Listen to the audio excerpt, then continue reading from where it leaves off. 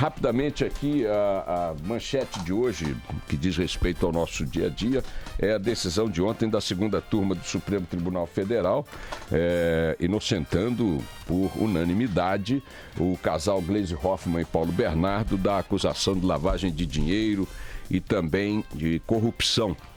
A senadora só continua aí passível, talvez, de um recurso da Procuradoria-Geral da República, porque houve divergência de votos ali, score parcial na questão de crime eleitoral. Também com pouca possibilidade de prosperar esse recurso por crime eleitoral contra a senadora Gleisi Hoffmann. O que resulta disso ontem, portanto, é uma absolvição unânime do crime de lavagem de dinheiro e corrupção e uma absolvição não unânime pelo crime de eleitoral, mas com pouca possibilidade de prosperar um recurso para que o crime eleitoral seja revisto e sim determinado, imposto à senadora. Ou seja, Gleisi Hoffmann e Paulo Bernardo deram uma goleada ontem no Supremo Tribunal Federal e a presidente do PT está absolutamente livre para disputar a reeleição ou o que quer que seja e também para dizer que as denúncias contra ela e o marido foram armação, invenção da Lava Jato, perseguição contra o PT e o discurso que todos conhecemos. Há uma dificuldade muito grande, e ela vai se manifestar em outros processos, já tem se manifestado, que é a materialidade das provas, ou a obtenção de provas a partir da delação, das delações premiadas que a Lava Jato vai reunindo.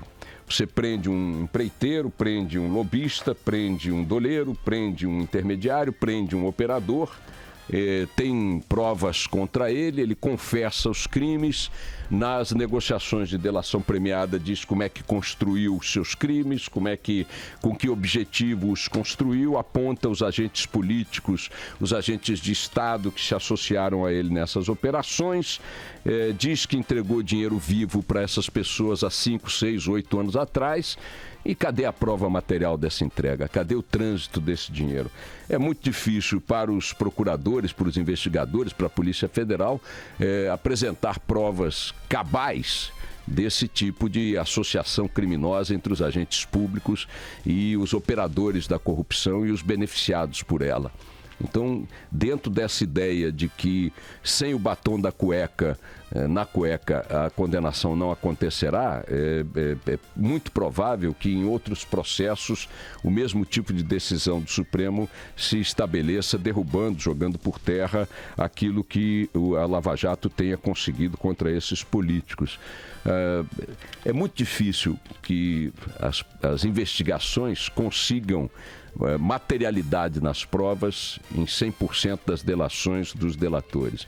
E aí, nesse caso, resta a seguinte constatação. É um pouco quando a gente fala da inexistência de prova material de corrupção em relação a determinados casos. Vamos pegar o emblemático caso da mala do Rodrigo Rocha Loures, lá depois da reunião do Joesley com o Temer. Você pode chegar à conclusão no Supremo, onde quer que seja julgado aquele caso, de que não há prova de corrupção. A mala, como disse o advogado num determinado momento, ou um político, aliás, o ex-diretor da Polícia Federal, vocês devem se lembrar, disse que a existência de uma mala com dinheiro não prova necessariamente um ato de corrupção. Então, se você conclui por aí de que não havendo a prova material, não havendo o flagrante explícito do cara contando dinheiro, passando o dedão na saliva para poder contar as notas e tal, se você não puder flagrar, gravar, filmar, documentar aquela corrupção, ela não será configurada como prova e, portanto, inocentará daqueles envolvidos ou denunciados desses processos. A pergunta que resta é onde a gente põe o resto da história. Ok, a Gleisi Hoffmann está inocentada, as provas não foram suficientes ou nem existiam, o ministro Lewandowski chamou a atenção para a fragilidade dessas investigações neste quesito da apresentação de provas cabais e toda a denúncia foi por terra. A questão é onde colocamos o conjunto de crimes cometidos pelos operadores que os confessaram, pelos empresários que os confessaram, pelos doleiros que os confessaram, confessaram, pelo trânsito de dinheiro milionário que a gente sabe que aconteceu com colaboração internacional, mostrando números de contas e tudo mais. Dentro dessa linha de raciocínio, é muito provável que se conclua pela inocência de todos os agentes públicos num determinado momento, ou de grande parte deles, pela condenação daqueles que fizeram a delação premiada, que assumiram os crimes e tudo mais, de tal forma que estes terão sido os únicos condenados, os únicos culpados por um determinado crime que tem o nome de corrupção gigantesca, ok? Como é que fica a possibilidade de materializar a corrupção gigantesca sem os agentes públicos jogando esse jogo? Ok, todo mundo é inocente porque não há prova material contra eles. Não há prova cabal contra eles. E assim tem que ser, é do jogo, ok? Ok. Inocentados todos os agentes públicos com esta alegação, a pergunta é, o que fazemos com a mala? O que fazemos com a corrupção que de fato aconteceu? Quem leva a culpa por essa história? Sozinhos os empresários não conseguiriam fazer o que fizeram. Sozinhos os doleiros não teriam utilidade para ninguém. Sozinhos os operadores, os lobistas também não. Sozinhos os executivos da Petrobras não chegariam a lugar nenhum. Se todos estes, confessadamente culpados, confessadamente criminosos, dizem que montaram essa operação em parceria com agentes públicos, responsáveis por suas nomeações, responsáveis pela elaboração dos contratos, responsáveis pelo superfaturamento e tudo mais, como é que fica a absolvição de uma parte da galera, a condenação de outra e a constatação de que o crime aconteceu? Foi obra exclusiva dos doleiros? Obra exclusiva dos operadores? Obra exclusiva dos empreiteiros? É meio esquisito entubar essa lógica. Quer dizer, ou melhor, entube-se, porque afinal de contas, não havendo prova, até o Jack Estripador sairia livre das denúncias que fizeram contra ele. Qualquer criminoso notório estará livre se não houver prova contra ele de que o crime foi cometido. E nesse caso, a decisão do Supremo ontem está correta. Cadê a prova? Cadê a materialidade? Cadê isso? Cadê aquilo? Porém, é importante a gente ficar com essa pergunta no ar. Ok, são todos inocentes, maravilha, parabéns. Mas o que eu faço com o resto da história? Onde é que eu coloco o resto da história?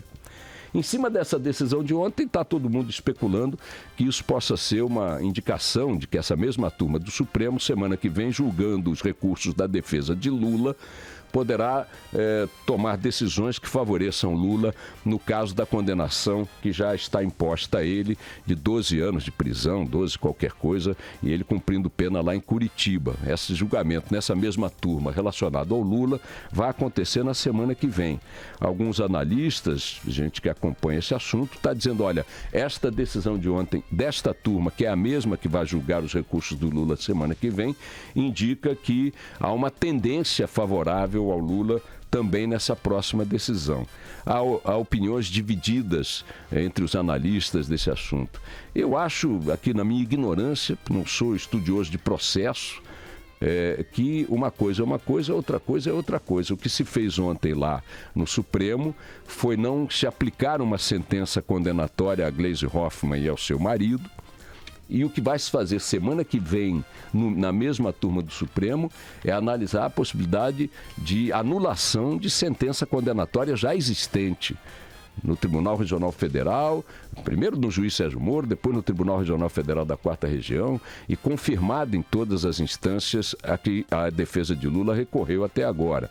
São dois casos completamente distintos e acho que indicar que o que houve ontem sinaliza o que vai acontecer semana que vem com o Lula me parece um pouco forçado.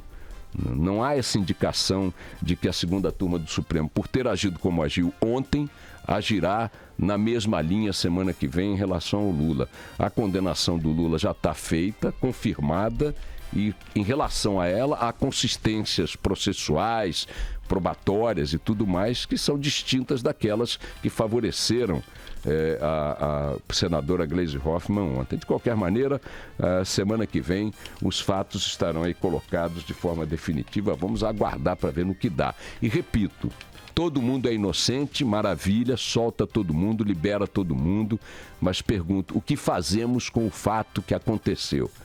comprovadamente aconteceu.